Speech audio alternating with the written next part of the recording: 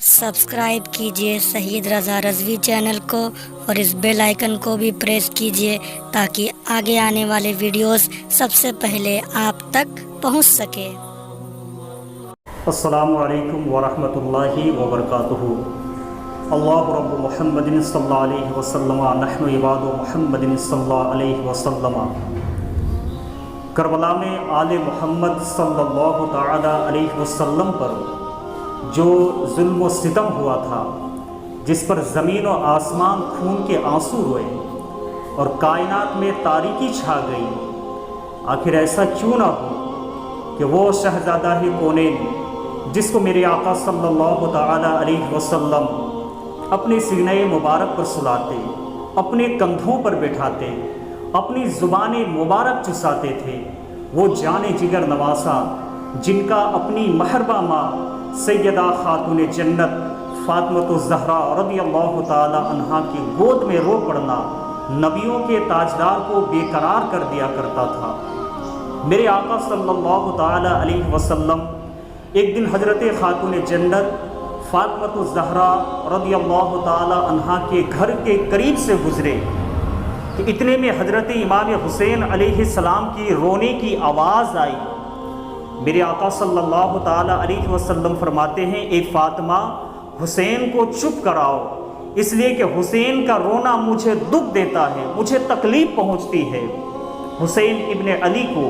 میرے آقا صلی اللہ تعالی علیہ وسلم کبھی رونے نہیں دیتے تھے۔ وہ فرزند رسول جس کے پشت اقدس پہ چڑھ جانے کی صورت میں سرور کونین اپنے سجدوں کو طویل فرما دیا کرتے تھے، یعنی کہ پشت مبارک سے گرنا بھی رسولوں کے تاجدار کو گوارا نہیں تھا۔ وہ فرزند رسول جس کی عقیدت و محبت ہر مسلمانوں پر لازم و ضروری ہے، جس کے ساتھ محبت رکھنا اللہ اور اللہ کے رسول کے ساتھ محبت رکھنا ہے، اور جس کو تکلیف پہنچانا، اذیت پہنچانا گویا کہ اللہ تعالی اور اس کے رسول صلی اللہ تعالی علیہ وسلم کو تکلیف پہنچانا اور اذیت پہنچانا ہے۔ لیکن ان کو ان کے اہل و عیال کے سامنے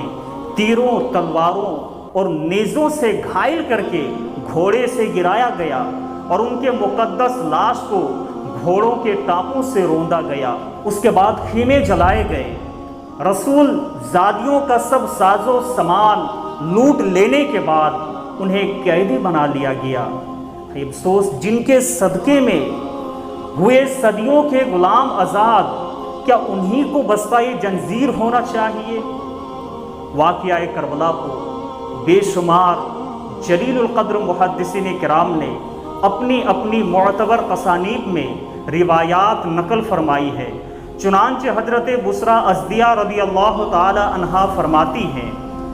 کہ جب حضرت امام حسین علیہ السلام شہید کیے گئے تو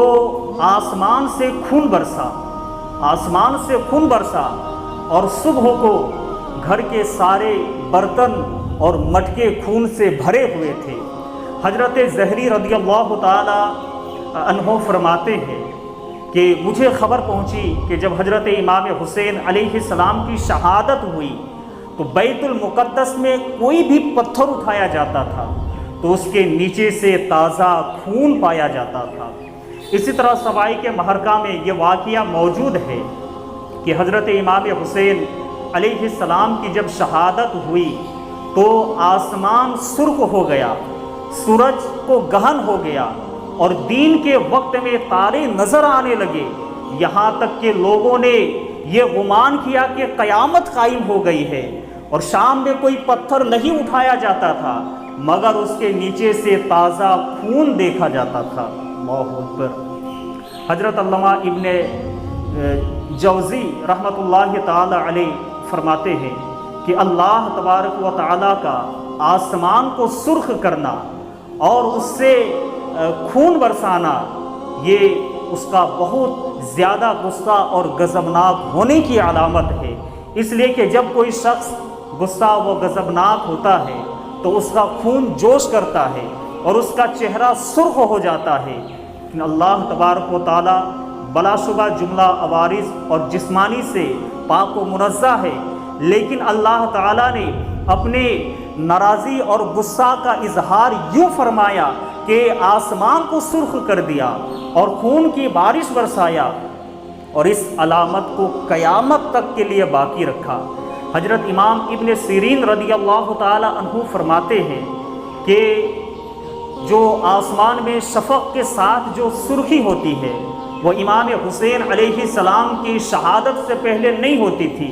بلکہ جب امام حسین علیہ السلام کی شہادت ہوئی اس کے بعد سے وہ شفق کے ساتھ سرخی ہوتی ہے۔ ہم اور آپ امام حسین سے کیا محبت کرتے ہیں، امام حسین کو کیا یاد کرتے ہیں؟ ارے آسمان بھی آج تک امام حسین کی محبت میں روتا ہے، زمین بھی آج تک امام حسین کی محبت میں روتی ہے، اور اللہ تبارک و تعالیٰ نے اس نشانی کو قیامت تک کے لیے باقی رکھا۔ اور ہم اور آپ دیکھتے ہیں کہ جو شفق کے ساتھ جو سرخی ہوتی ہے گویا یہ غم حسین میں آسمان بھی روتا ہے۔ اللہ